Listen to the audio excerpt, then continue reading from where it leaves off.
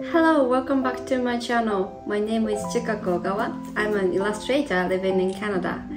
Today, I'd like to do my first sketchbook tour so that I can show you how I play with my sketchbooks. Quickly introducing myself, I'm recently working as a digital illustrator and mostly my clients are from children book industry.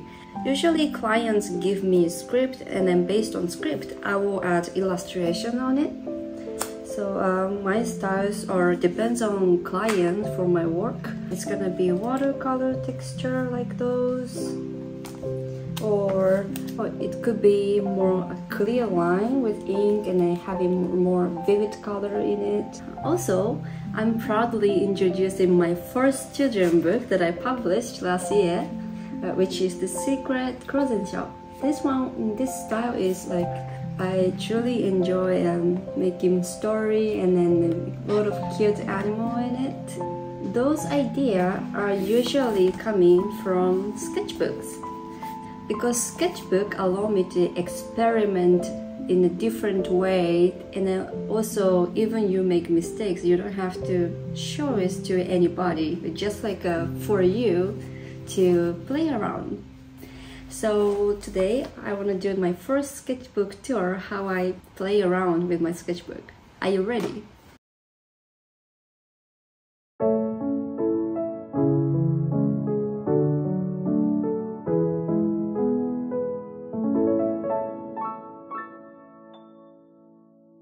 I like this sketchbook because it's handy and easy to carry in my bag. I've brought it to many places for sketching outside, including parks, museums, and cafes. Every object I see is something that I want to sketch. About this sketchbook, I like Baby Groot from the Marvel movie called Guardian of the Galaxy, so I put some stickers on it. Isn't it adorable? Let's move on to the first page. The sketch is from a huge anthropology museum in Vancouver, sadly currently closed for renovation. I enjoyed sketching there a few years ago. I literally stayed the whole day from morning to closing time. Of course, the drawing activity itself was so much fun, but it will also be a useful resource for creating unique imaginary characters in my future project. The next one is from Star Wars. I initially wanted to draw Jar Jar Binks, but I started to enjoy drawing other characters from movies too. Okay, next is this fish. A long snake-ish fish is my imaginary monster in the sea. I was imagining the deep and dark sea. It stays silently waiting for prey. Here, some bugs from the internet. I kind of like seeing bugs to observe. They have a very unique body structure to see. If you don't enjoy seeing bugs, sorry. The next page, I was practicing perspective to draw depth in my drawing. Those techniques are very useful and I'm willing to polish them more. The following pages cover very random topics, but I remember that I was inspired by using ink at that time. Especially not using color gives me a chance to see if my contrast is enough for showing objects. Oh, do you know this one? This one is Shachihoko. It's an imaginary creature from Japanese stories. People believe that it can make rain and put on the roof to protect buildings. That statue is very famous. You see it in Japanese schools, symbolizing studying harder and having a better life or something. I saw a horror anime in childhood where the statue was actually walking, and I remember I couldn't sleep that night. The next page is inspired by Chinese monument and motifs, and I like drawing pandas too. The next one, I was taking an online course to practice facial expressions. It was very useful to me when I made my first comic based on my life. Using facial expression is so much fun to explore. The next one, I went to a biodiversity museum. I brought a pen and a brush in gray, picking up random things in the museum to draw. I especially enjoyed the texture of this mushroom on this page. Exploring some texture in black was a very interesting experience. When I was drawing this page, a lady talked to me, saying that my drawing looks amazing. I was simply feeling happy to receive her words, and I still remember that. Seeing the sketchbook brings me back old memory together too. It's kind of bitter and sweet moment, especially the time I was not confident to show my artworks. All pages are so precious now. This page, I was observing those bones and it inspired me to study anatomy. This page, I was trying out many poses of cat. It's very common for clients to ask me to draw cats and dogs, so I wanted to draw many movements and expressions.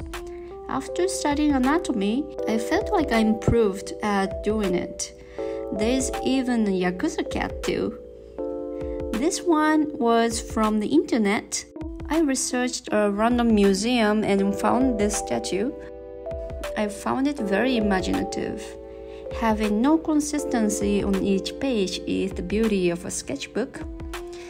Each page is a hidden gem of future ideas.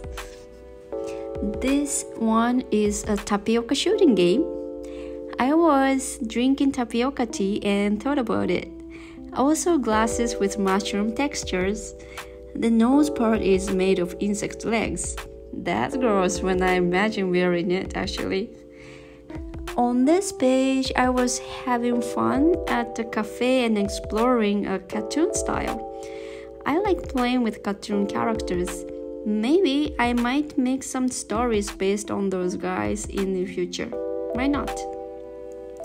This page, I wanted to study how to draw hands. For making a children's book, hand conveys a lot, including emotion. So I wanted to be comfortable with it. Alright, this part is Inktober. Do you know Inktober? It's an October event to draw every day to complete a 31-day plot.